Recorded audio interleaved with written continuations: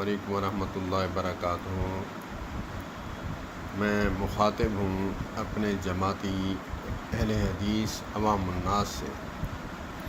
ایک ہماری غلطی ہے جس کو ہم غلطی نہیں سمجھتے بلکہ حدیث سمجھ کر کرتے ہیں، وہ یہ ہے کہ صبح کی نماز ہم جماعت کے ساتھ نہیں پڑھ سکتے، تو ہم صبح لیٹ اٹھتے ہیں، تو پھر ہم یہ کہتے ہیں کہ حدیث پاک کا مفہوم ہے کہ جب بندہ صبح اٹھے اس وقت اس کا فجر کی نماز کا ٹائم ہے۔ حدیث پاک تو برحق ہے، لیکن ہمیں سمجھنے میں غلطی ہوئی۔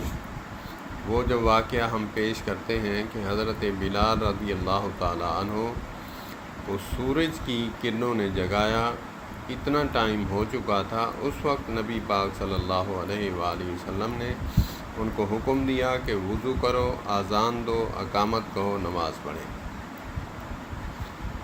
تو بات یہ ہے کہ ہم ان چیزوں کا دھیان نہیں رکھتے کہ ہم صبح اٹھتے ہیں۔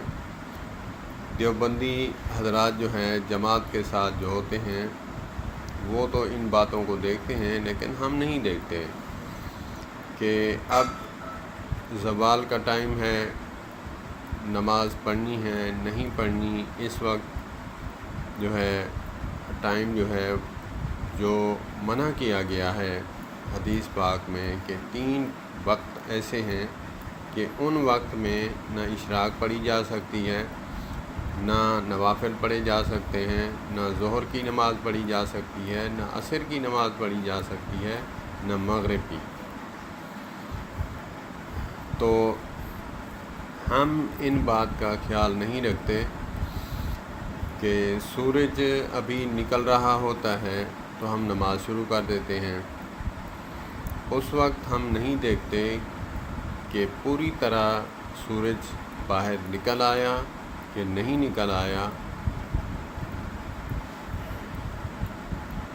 ہمیں دیکھنا چاہیے کہ ہم تقریباً جماعت کے ساتھ میں گیا تو میری آنکھ تب کھلی کہ ہم تو اس بات کا دھیان نہیں رکھتے، ہم حدیث کی رٹ لگاتے ہیں، ہم تو حدیث کو زیادہ ماننے والے ہیں ان سے، یہ تو فقہ کو فالو کرتے ہیں۔